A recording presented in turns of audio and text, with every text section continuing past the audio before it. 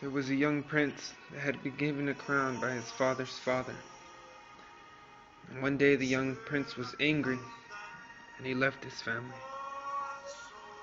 It was then that an evil warlock kidnapped him and locked him away, far away in a dark cell in a high tower, and took away his voice. But above him, in the corner of his eye, he could see a light, where a window sat high with bright shining bars taunting him as he heard the familiar sound of trees and heavy wind in the distance. He struggled and struggled, day and night, but those steely bars were much too far beyond his reach.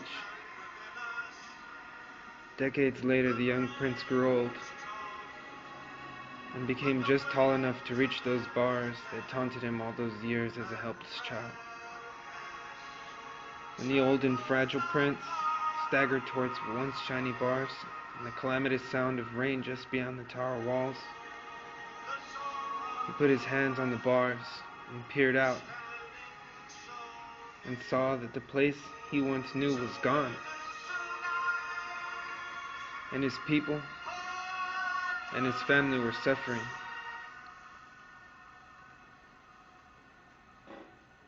He closed his eyes and tried to cry, but no sound could come out. He tried to scream, but nothing. Not even the sound of his breath as he fought to regain his oxygen. The sad prince closed his eyes one more time and rapidly clenched his teeth hard enough to the point of shattering them. The tired prince then began to smash his head against the cold, cleaning, rusty bars, just hoping for 1 second of all the years that he had lost and spent alone, that someone or something would hear the sound of his magic crown. As it began to fall apart and dig into his head, blood and sweat dripping from his brow, he had given up on faith and the thought of anyone ever saving him from the empty darkness he had come to call his home.